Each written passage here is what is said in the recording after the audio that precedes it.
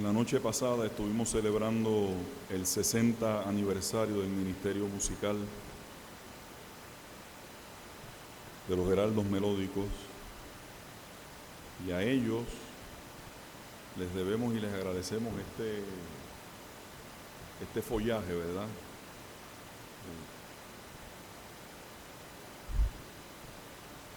La visión amazónica del altar de hoy, ¿verdad? Así que Pepe, mira, gracias por...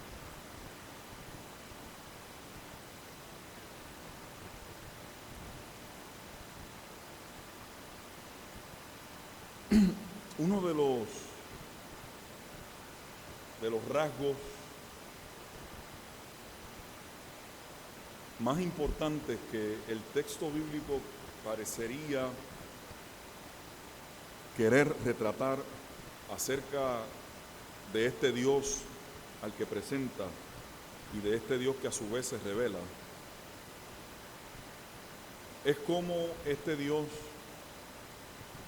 en procesos históricos muy hermosos y muy complejos también, ayuda a que los seres humanos hagan una cosa que tal vez nosotros a veces en la prisa de la vida y sin darnos cuenta, no hay maldad en eso, a veces hasta la misma superficialidad con la que a veces asumimos la experiencia religiosa pasa desapercibido. Pero ¿cómo es que este Dios construye y ayuda a la gente a construir su identidad? Y luego de 2 sermones en los que estuvimos bregando con la enjundia de la gracia y de los efectos de la gracia y de las implicaciones de la gracia y del proceso de la justificación, y hablando de cómo es que la gratitud se proclama como un estilo de vida, me percaté que en las lecciones que nosotros hemos estado estudiando durante este mes de noviembre en el libro del Éxodo, ahí había una mezcla que nos ayudaba a mirar muchas de estas cosas. Cómo Dios construye la identidad de la gente que le sigue y al mismo tiempo cómo un elemento fundamental de esa identidad es la gratitud como un estilo de vida.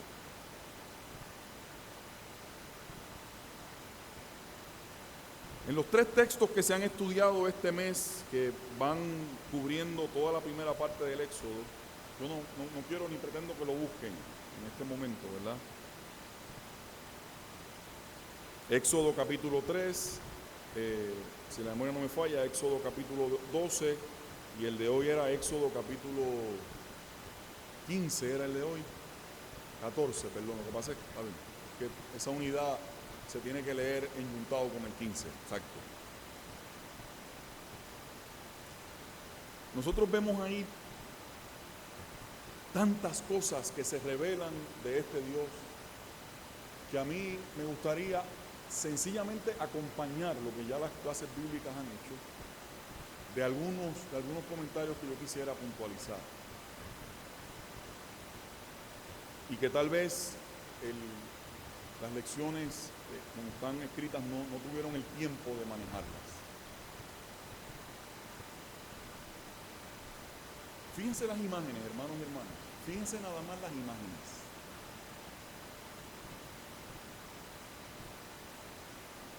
Un hombre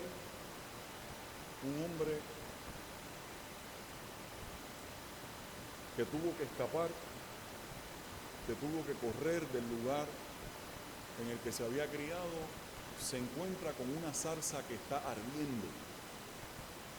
Capítulo 3, una zarza que ardía y no se consumía.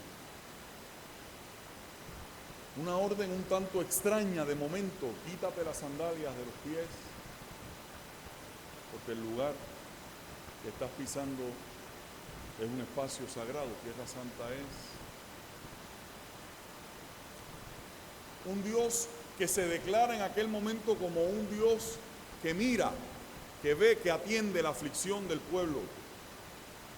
Y predicamos sobre eso hace el primer domingo de la campaña de aniversario, recuerdo, el 6 de octubre.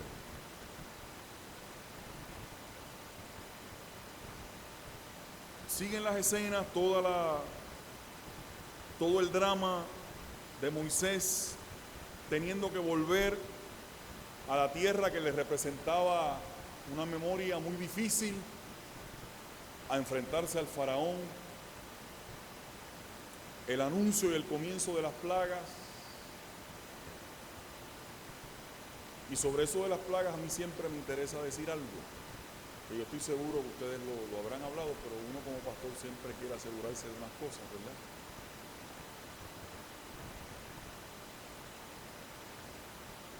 Uno tiene que tener mucho cuidado con ver en las plagas la imagen de un Dios sanguinario, de un Dios violento, de un Dios que casi para calmarse exige el sacrificio hasta con la vida de la gente, ¿verdad? Porque esa parte de la muerte de los primogénitos es dura leerla, es dura. Claro, los del otro lado habían perdido mucho más. ¿Verdad?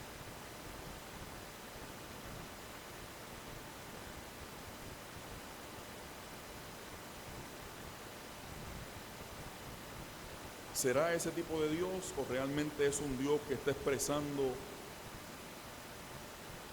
su repudio, su rechazo a que unos seres humanos queden dominados bajo otros seres humanos? Uno va manejando, ¿verdad?, esa imagen de Dios que se está retratando en los textos.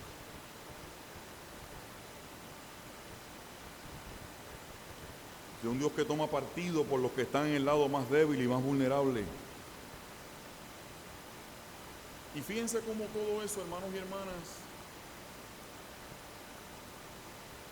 se instrumenta en el evento que estudiamos hoy de la salida del pueblo de Egipto, la apertura del Mar Rojo, otra vez la imagen de ese Dios, el mar que se abre.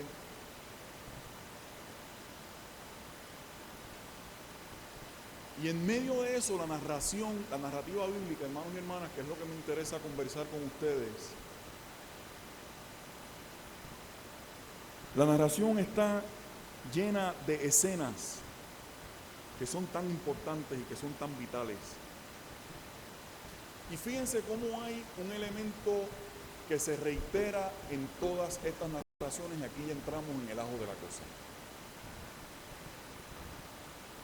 Fíjense cómo constantemente está la insistencia de este Dios. Escúcheme bien, hermano y hermana, porque es el Dios que nos ayuda a construir una forma de ser. La imagen de este Dios que está instando, que está invitando, que está insistiéndole al pueblo en que aquellas cosas que van ocurriendo y cómo van ocurriendo, busca las maneras y las formas de que esas cosas permanezcan en la memoria del pueblo. Está insistiendo que todos los eventos que van formando parte de la vida del pueblo queden registrados en su memoria.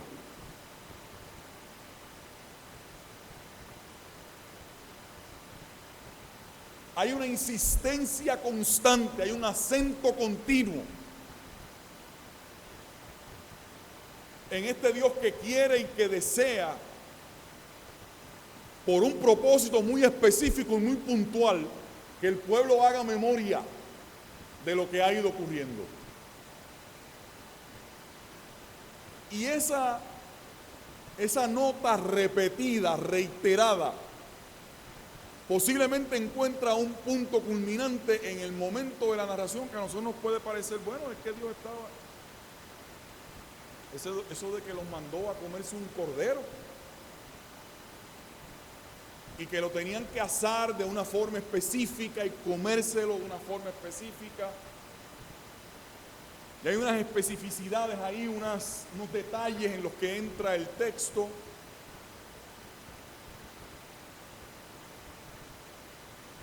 Y este Dios hace algo muy particular. En medio, fíjense que estoy ahora en medio de lo que fue la primera lección y la lección de hoy. Y en medio de eso este Dios hace otra cosa de esas así, muy singulares. Y es que les ordena que cambien su calendario. Y les dice, este evento de sentarse a comer este cordero en las vísperas de la salida,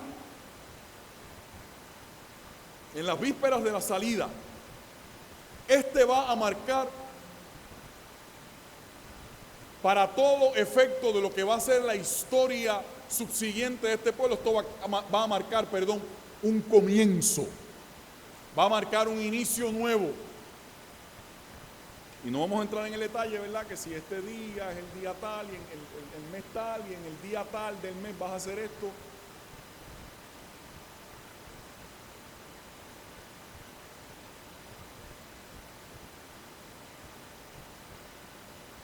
Y hago un paréntesis que es importante, porque como yo vivo con la terquedad de pensar que en medio de todos los ajoros y de los trajinos de ustedes están sacando tiempo para leer la Biblia todos los días.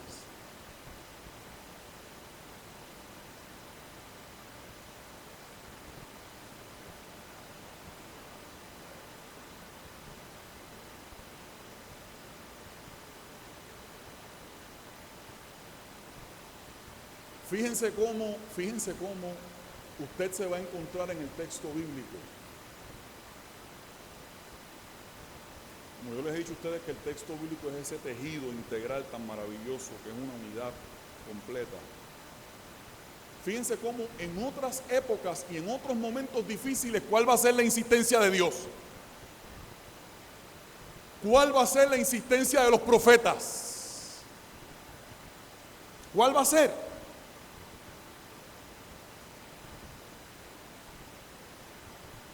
El cultivo de la memoria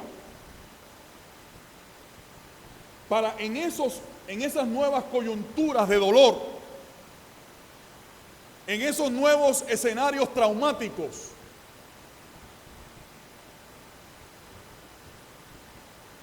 como la captura del pueblo por parte de los babilonios o la captura del pueblo por parte de los persas, y los diferentes momentos de crisis del pueblo. Fíjense cómo este Dios a través de los profetas insiste en hacer memoria de aquel evento.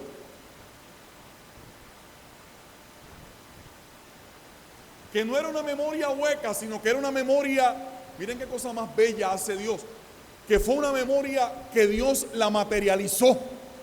Por eso es que el asunto de la comida es tan importante. Porque no fue una cosa, un discurso hueco, no tienes que recordar, no, los manda a comer. Y qué lindo, ¿verdad? Esa cosa de Dios, revelarse de esa forma, porque nos hace más fácil la comprensión del asunto, y el recordar se materializó en aquella cena. Miren cómo en otros momentos los profetas constantemente están introduciendo en la discusión ese cultivo de la memoria, que implicaba naturalmente, escuchen bien, que implicaba el recordar no solamente el acto salvífico de Dios, y gloria a Dios por sus actos salvíficos, sino que implicaba también recordar los momentos de dolor y los momentos de angustia, los momentos de estrechez, los momentos en los que la vida se había agrietado, en los que la vida se había derrumbado, en que las expectativas se habían resquebrajado. Porque en eso, hermanos y hermanas, perdónenme, pero la memoria no puede, aunque nos gustaría, la memoria no puede ser muy selectiva. Eso va en ese paquete por ahí junto. Claro, siempre con la culminación, yo levanto mis manos para dar gloria a Dios, porque siempre la manifestación de la gracia de Dios ha prevalecido.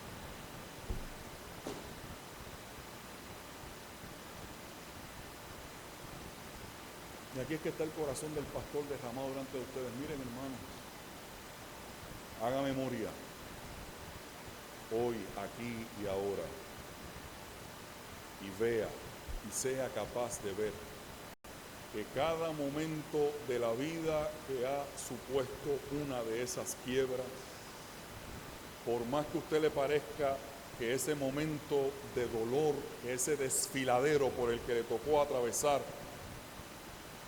tuvo unas circunstancias tremendamente adversas y hostiles, haga memoria para que usted vea que siempre en algún momento la manifestación del favor y de la gracia de Dios fue de tal forma y de tal naturaleza y de tal penetración en la vida suya, que ese elemento de gracia fue el que prevaleció.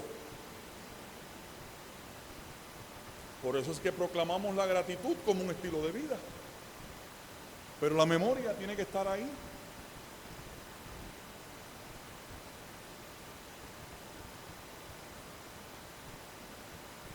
Miren la instrucción tan particular que este Dios da.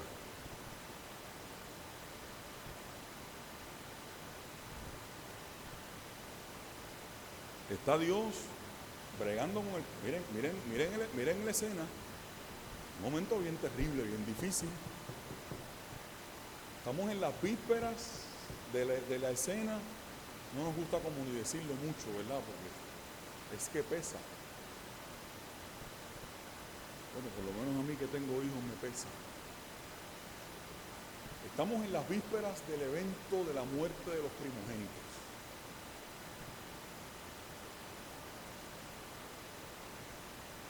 Y el problema era, hermanos y hermanas, ustedes me van a aguantar esta majadería, el problema era que se iban a morir los primogénitos de los que estaban en la jefatura del pueblo, pero se iban a morir también los primogénitos de la gente común y corriente, de la gente de a pie. Que no tenían mucho mando, ni tenían mucha relevancia en los esquemas de poder. Eso también.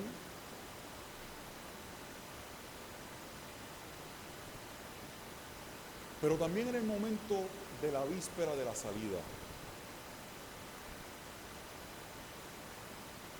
Y como ya ustedes y yo hemos aprendido en estos casi 13 años que llevo aquí, que los autores bíblicos eran gente muy conocedora de su contexto y de su ambiente, ahí me vino otra vez la pregunta para repasar otra vez la historia bíblica que hace algunos años, cuando era estudiante del seminario, me enfrenté a ella. Y volví a preguntarme, ¿y por qué? ¿Cuál es el valor? Esta pregunta me la hice otra vez en estos días, volviendo a releer toda esta narrativa. ¿Por qué este asunto de matar un animal y de rociar? ¿Recuerdan eso, verdad? Los dinteles, los marcos de las puertas.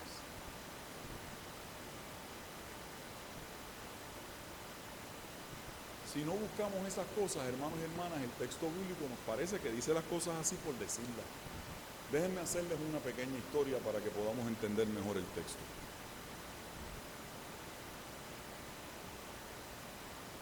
Recuerden, hermanos y hermanas, que una de las actividades principalísimas en aquella época, de pueblos que eran nómadas, ¿verdad? Se iban moviendo de lugar en lugar, o seminómadas, cuando empezaron ya a establecerse en algunos lugares un tiempo, y se movían a otro sitio, etcétera, etcétera. La costumbre de los pueblos así, nómadas o seminómadas,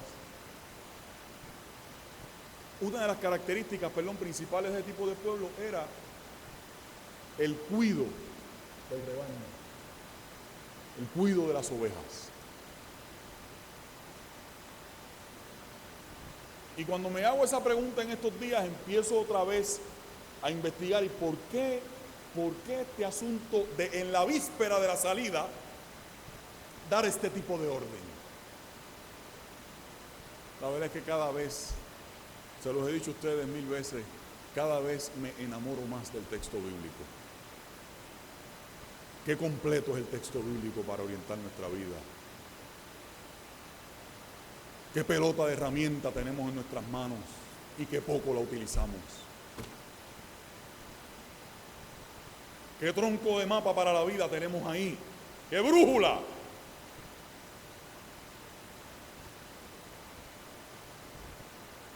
Cada vez que un pastor o un grupo de pastores de un rebaño iba a buscar tierras nuevas para su rebaño, miren qué clase de imagen, la semejanza que tiene con este momento. Qué bello es el texto.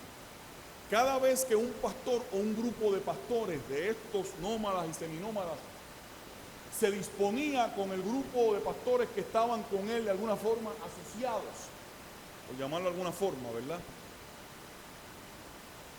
O él solo con su ayudante se iban a mover a nuevos pastos, a lugares nuevos. ¿Sabe lo que hacían? Sacrificaban un animal.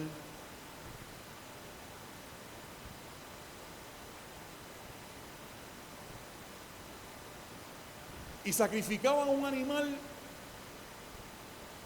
como una manera para marcar ese momento en que se iba a dar un nuevo comienzo, en que había que buscar una frontera nueva. Ese momento que hacía necesario el terminar una etapa para pasar a otra, el concluir un capítulo en un lugar para pasar a otro. ¿Me van captando lo que está en juego aquí también? El pueblo está en la víspera de la salida,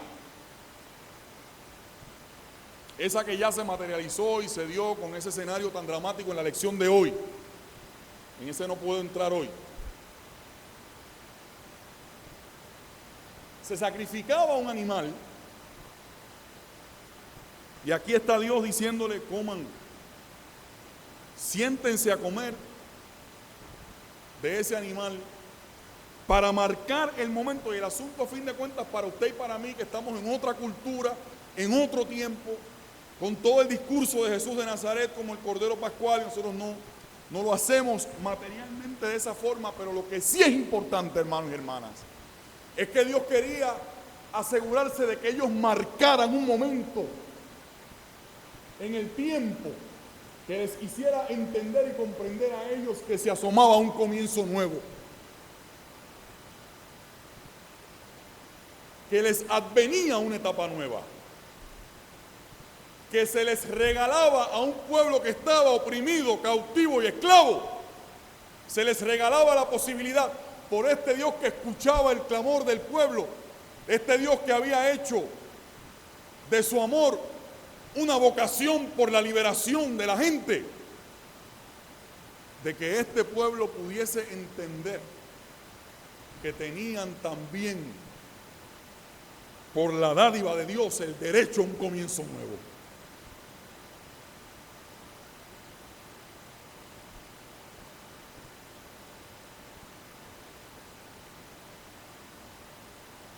Y mientras yo leía ese texto otra vez, con textura pastoral,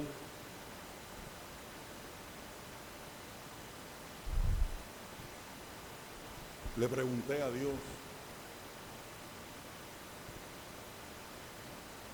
aprovechando que nosotros estamos acercándonos a la Navidad, no tiene que esperar ese momento, pero ya que estamos ahí cerca, pues voy a aprovechar esa coyuntura para decir esto de esta forma.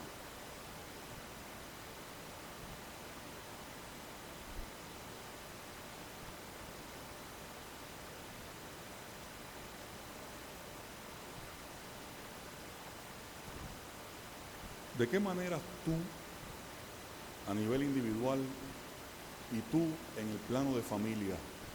Y digo en el plano de familia porque fíjense bien que esta celebración se va a dar en el contexto de la casa,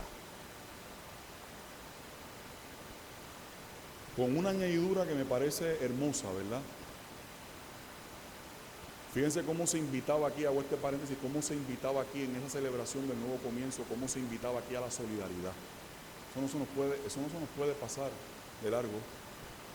¿Recuerdan el texto bíblico cuando dice, si tu vecino es una persona sola, no lo dejes solo, ¿qué vas a hacer con él? tráetelo contigo. Si son pocos y un animal completo no da para que es demasiado para que se lo coman. ¿Recuerdan eso? Dijo, tráetelos contigo. Yo no sé si usted lo está viendo, pero es una cosa maravillosa, ¿verdad? Porque el asunto de la salvación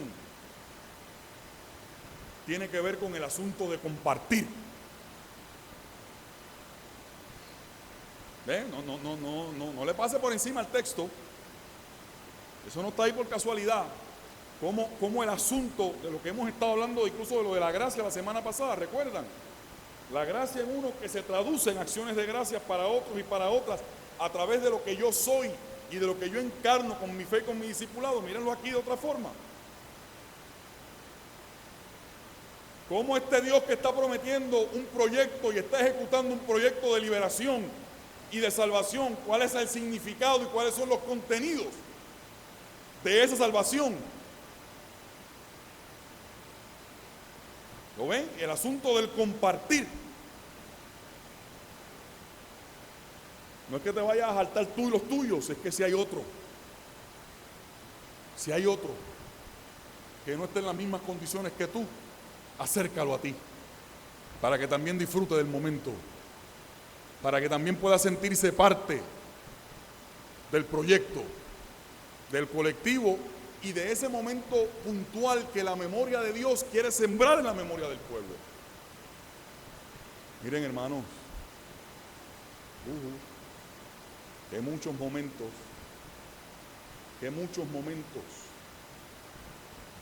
la memoria de Dios ha querido instalar en tu memoria y tú los has pasado por alto.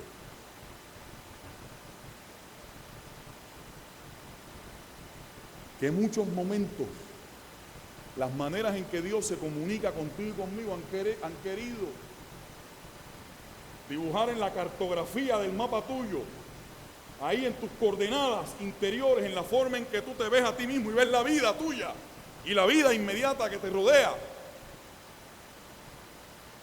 Es una pregunta que muchas veces habrá querido Dios instalar algo ahí y tú no has estado pendiente de ese momento. Y por eso después, frente a cualquier tipo de adversidad, te derrumbas y te caes porque no has sabido ir acumulando y guardando los hechos salvadores de Dios en la vida tuya.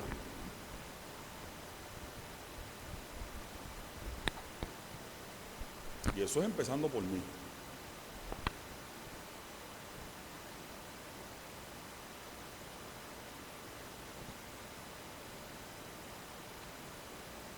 Tenemos ahorita la presentación de un bebé y por eso no me quiero extender indebidamente.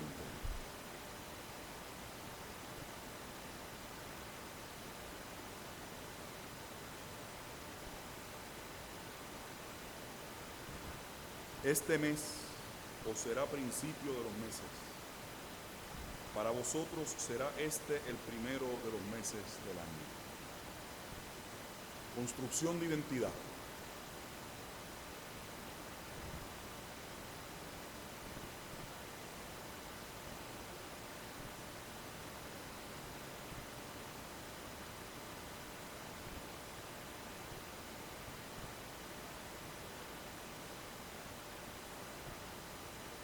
Yo hace tiempo que pienso en las formas en las que siento y pienso y reflexiono lo que es Dios. Hace tiempo que pienso que precisamente esos momentos que Dios ha querido instalar en mi memoria son los que me ayudan a mí a construir mi identidad.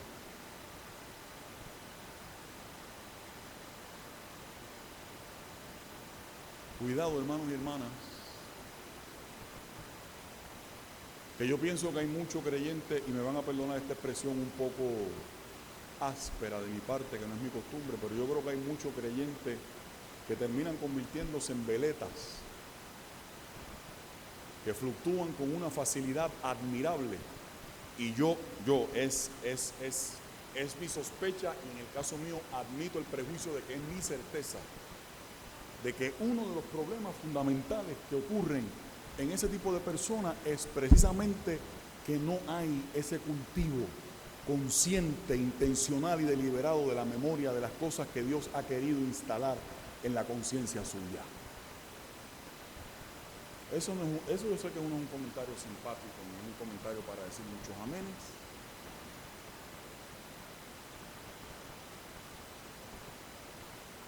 Y entonces la pregunta, vuelvo otra vez yo ahora, aprovechando este asunto de calendario, ¿verdad? Que no es que sea lo más importante, pero para efectos de lo que yo quiero invitarles a pensar, sí es importante.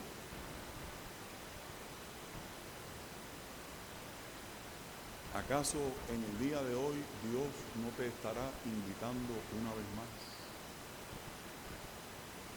Aprovechando esta imagen del texto de la comida, es una pregunta bien sencilla,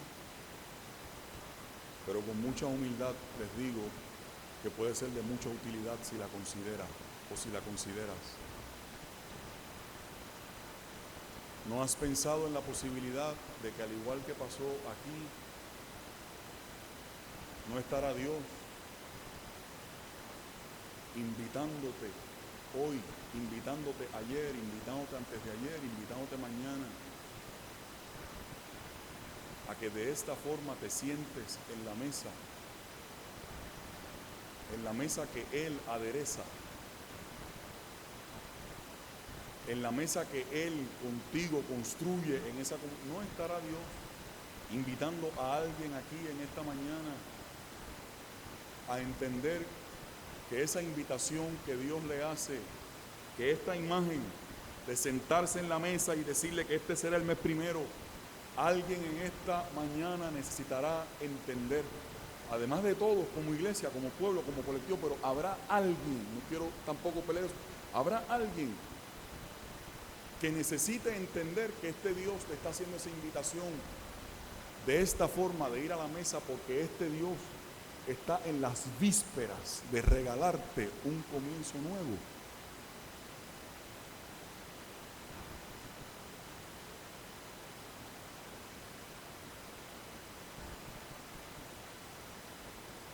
Este te será el primer mes.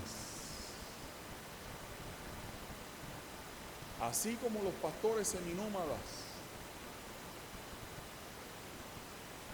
sacrificaban y comían para marcar el momento de la víspera de la salida a un nuevo comienzo, a un nuevo espacio, un nuevo terreno, ¿no estará ese mismo Dios en este día o en esta época de tu vida, en los tránsitos en los que están ahora, haciéndote la misma invitación para que entiendas que hace rato te está haciendo esa convocatoria para que entiendas que Él quiere colocarte en las vísperas de un nuevo comienzo, de una nueva caminata, de un peregrinaje con un capítulo nuevo, que posiblemente tanto has estado anhelando y tanto has estado deseando, y posiblemente tanto lo has estado orando y clamando? ¿No estará aquí en esta mañana ese Dios que se sienta con nosotros en la mesa de la Pascua renovada para hacernos entender que esa invitación a lo que nos invita es a crear la expectativa de que nos tiene en la víspera de una nueva etapa?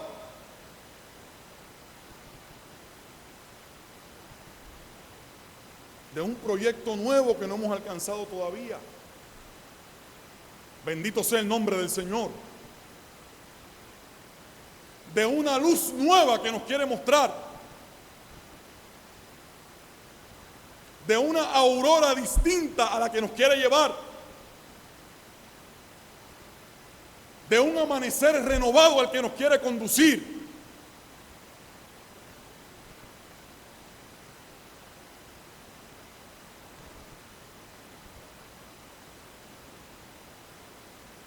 Y que tú que has estado ahí como en ese coqueteo con Dios de cerca o de lejos, no acabes de entender que hace rato que este Dios está esperando por ti.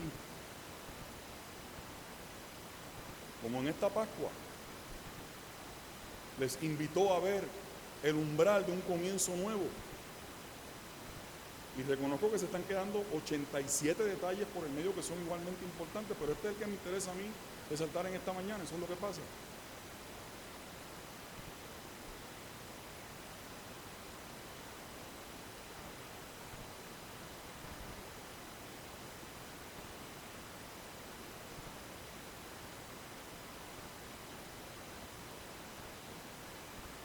Esos mismos pastores seminómadas de los que les conté ahorita, y la historia de esos pastores y esos rebaños nos da otra clave maravillosa para acercarnos a este texto bíblico. ¿Por qué la sangre en el marco de las puertas? ¿Por qué matar a un animal? ¿Por qué la sangre en el marco de las puertas? Miren que ese repaso de la historia que útil me ha sido en estos días. Miren qué cosa más interesante ocurría. Estos pastores cuando estaban en las vísperas de ese día de salida, que sacrificaban un animal de su rebaño,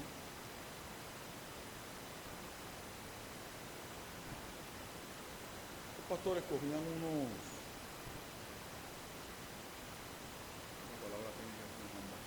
palabra, imagínense unos palos largos, unos mástiles, para simplificar la cosa,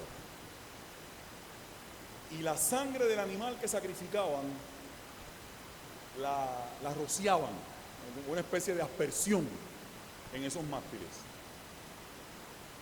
Recuerden el sinfín de culturas y de pueblos y de creencias religiosas, porque nosotros a veces pensamos que los judíos estaban como solos en el mundo creyendo lo que creían, ¿verdad? Tenemos una imagen completamente equivocada de eso. Fíjense cómo hasta los salmistas reflejan esa visión del mundo cuando dicen, y nosotros hasta cantamos un corito que dice: no hay Dios tan grande como qué, no hay Dios tan grande como tú. Esta gente lo creían en su visión de mundo inicialmente, antes de definir el monoteísmo de una manera absoluta. Esta gente concedían el hecho de la existencia a otros dioses. O sea, los mismos judíos, lo que estoy diciendo, que los mismos judíos concedían, bueno, pero eso será posible, porque estos pueblos, ¿verdad?, creen en otra gente. Pues. ¿De qué viene la cosa? No hay Dios tan grande como tú. Y lean los salmos para que ustedes vean cómo está el reconocimiento de esa realidad. No es que ellos la practicaban de esa forma, es que reconocían que esa era la realidad de otros. Y estos pastores seminómadas, cuando rociaban esos palos largos, esos mástiles,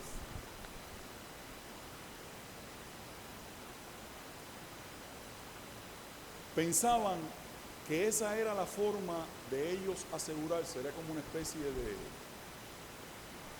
otra vez una palabra para que la podamos digerir más, era como una especie de exorcismo en su visión de mundo, y que como ellos iban a pasar por terrenos que le pertenecían a otros pueblos en esa caminata con su rebaño, miren, por eso digo que es maravilloso el texto, cómo agarra esa tradición y la traduce acá a la experiencia del pueblo de Israel. Cuando iban en esa caminata, lo que ellos pensaban era que los malos espíritus, primero era para pedir el favor de las divinidades, no solamente de la divinidad propia, sino de las divinidades de los lugares por los que ellos iban a pasar. Y al mismo tiempo entonces ellos decían que era la forma de ahuyentar. Pero a veces eso no se le parece a cosas que usted, ¿verdad?, escucha, que era la forma de ellos evitar la influencia de los malos espíritus que podía haber en el camino.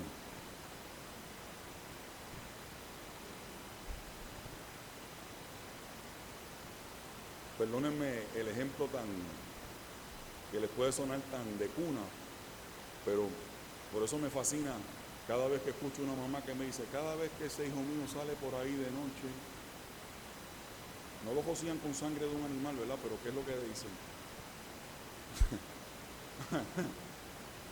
¿Cómo es que los pantalones se caen cuando esos muchos empiezan a salir de noche por ahí? ¿Ah? Anoche me hablaba una mamá del Cacu Ponce. O sea, cuando la mía me pide a mí, sea la estampa ¿Qué es lo que hacen las mamás, verdad? Le dicen: Señor, ¿cómo es eso? ¿Cómo es eso? ¿Cómo es eso, verdad? ¿Ah? Ivonne, ¿cómo es eso? Ah, Ramón, cuando los muchachos estaban acá así, todavía no se habían casado y estaban medio los cabritos monteses. ¿Tú sabes? No, eso. El que esté libre de pecado, que quiera venir aquí yo sé de 2 o 3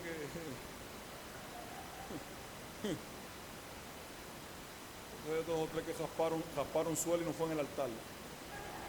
Así que no se me vengan ahora.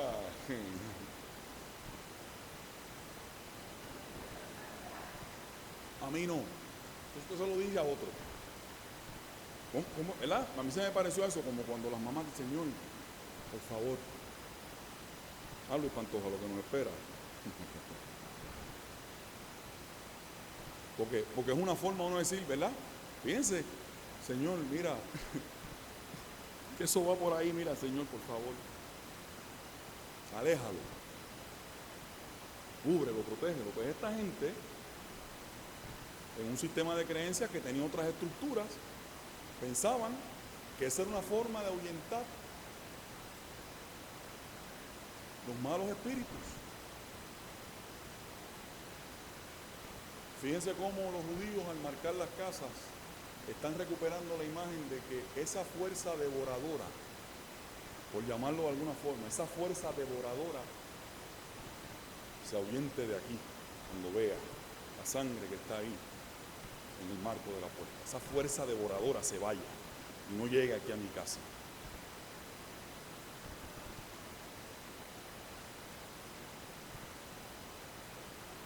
Y si bien es cierto que eso no es una matemática cuadrada, porque sabemos que a las puertas de nuestra casa pueden llegar momentos difíciles, usted y yo también sabemos. Usted y yo de vez en cuando debemos tener la honestidad con nosotros mismos de saber que hay algunas manifestaciones de fuerzas devoradoras que no llegarían a nuestras vidas y a nuestras familias. Las que llegan y van a llegar como quiera. Pero vamos a hincarnos un poquito vamos a pincharnos un poquito con el lápiz, con la punta afilada de la honestidad. Y usted y yo sabemos, algunos de nosotros estamos grandecitos para saber que hay algunas de esas fuerzas devoradoras que pudimos haber evitado que llegaran a nuestras casas si nosotros le hubiésemos permitido al Señor poner su marca en el marco de nuestras puertas. Vamos a ser honestos y vamos a decir que hay cosas que van a llegar como quiera, pero vamos a decir que también a nuestra vida han llegado eventos y situaciones que nosotros pudimos haber hecho lo propio para evitar que ciertas fuerzas devoradoras llegaran a nuestra casa, llegaran a nuestra realidad, llegaran a nuestra vida. Y fuimos descuidados y negligentes en no hacerlo. Este pueblo se aseguró. Yo no estoy diciendo que sea con sangre, porque esa no es la de nosotros. Recuerden, esto es otro contexto, pero lo que estoy diciendo es, lo importante que te estoy diciendo es con qué, en ese pacto con Dios, con qué vas a marcar tú la puerta de tu casa. Para que esas cosas que de momento nosotros mismos somos las que las traemos con nuestros descuidos y con nuestras negligencias, con nuestras inconsistencias o con nuestras vagancias,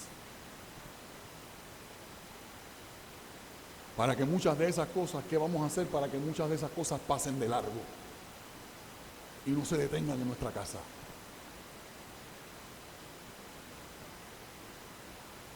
Para el que lo quiera creer y lo quiera hacer suyo. Yo creo que hay mucho que este texto nos quiere comunicar a nosotros sobre cómo es que Dios va construyendo esa identidad